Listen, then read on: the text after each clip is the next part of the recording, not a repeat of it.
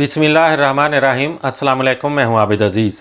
इस व्लॉग में मैं जिस होम्योपैथिक मेडिसिन को डिस्क्राइब करने जा रहा हूं उसे इग्नेशिया कहा जाता है। इग्नेशिया की अलामात जानने से पहले मेरी आपसे रिक्वेस्ट है, मेरे चैनल को सब्सक्राइब कर दें, वीडियो को लाइक कर दें और बेल आइकन को प्रेस कर दें ताकि मेरी हर नई आने वाली वीडियो का नोटिफिकेशन आपको बर वक्त मिल सके। इग्नेशिया दवा ज़िद्दीन यानी कि घड़ी में तोला घड़ी में माशा यानी एक बात या एक काम पर कायम ना रह सकने जैसी अलामात की बहुत बड़ी दवा है।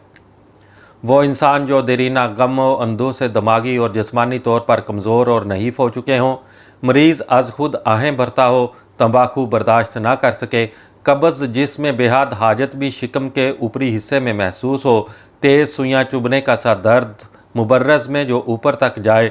सर्दी के मौसम में प्यास के साथ सिर्फ सर्दी के दौरान ही प्यास ज़्यादा महसूस हो, बुखार बगैर प्यास के जो कपड़ा ओढ़ने से बढ़ जाए। इग्नेशिया दर्द मैदा, तशन्नज और तशन्नजी दर्द, ईंठन, हिस्टेरिया, इमराज़ गुर्दा व मकद, नौबती बुखार, कब्ज़ बवजह कमज़ोरी, खरूज मकद यानी कांच निकलना में आम तौर पर मुस्तअमल दवाई है। अलावा अज़ीं प्लेग के लिए भी हिफ्ज़ मातकद्दम के तौर पर इस्तेमाल किया जाता है। मजाज नहायत मगमूम, हर चीज़ की तरफ से लापरवाही, गुफ्तगू करने से जी चुराए, मुतगैर होने वाला मजाज, कभी मजाक, कभी कहका, कभी चीखना चलाना, कभी आशक मिजाजी, सर खोखला मालूम हो, भारी मालूम हो, दर्द सर जो झुकने से ज़्यादा हो, पेशानी में फटने वाला दर्द चित लेटने से कम हो, दर्द वाले पहलू लेटने से आराम हो, नाक की जड़ में ईंठन का दर्द हो, आँखों में रेत भरी महसूस हो, रोशनी की चकाचौंध बर्दाश्त ना हो, आँखों के सामने सफ़ेद चमकती हुई लहर मालूम हो, ऐसा महसूस हो कि आँख का डेला बाहर निकल पड़ेगा, सामने के दांत में छेदने वाला दर्द जो कि हुक्का या कहवा पीने से ज़्यादा हो, दांत में ऐसा दर्द के गोया दांत कुचलकर टुकड़े टुकड़े हो गए हों,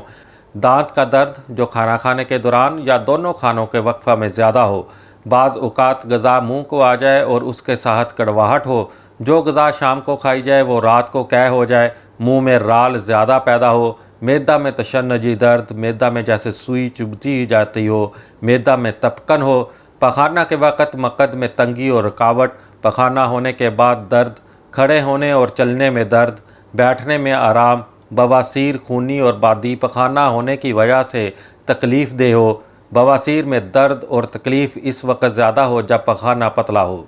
पेशाब साफ बिला रंग का मकदार में ज़्यादा हो, हिस्टेरिया में अक्सर ऐसे होता है, हैज़ थोड़ी मकदार में स्याह और बदबूदार, हैज़ के दौरान नहायत कमज़ोरी, गशी और पेट और पेड़ों में दर्द, रहम में तशन्नज, हैज़ कसीर और मकदार में और जल्द जल्द हो, हिस्टेरिया के दौरे पड़े, हलक में रुकावट महसूस हो जैसे धुआं भरा हुआ हो, हलक खुशक, तशन्नजी खांसी, दिन और रात ज़ुकाम बहता हुआ, सीने में बाएं तरफ कोंचन, दिल में धड़कन का तेज़ होना, शाने के जोड़ पर दर्द जैसे अकड़ गया हो, उठने पर घुटना के जोड़ जकड़े हुए महसूस हों और आवाज़ें दें, तमाम जोड़ आवाज़ें दें और पैर का भारीपन महसूस हो, बुखार में ज़्यादा सर्दी महसूस हो और प्यास के साथ और ज़्यादा मकदार में पानी पिया जाए, हला देने वाला लर्जा, चेहरा सुरख, शाम के वक्त गर्म, कमरा या अंगीठी की गर्मी से आराम हो जाए, बुखार बगैर प्यास के सहपहर को, तमाम जिस्म में गर्मी मगर प्यास ख़त्म ना हो, जिल्द खुशक, बैरूनी गर्मी और सुर्खी हो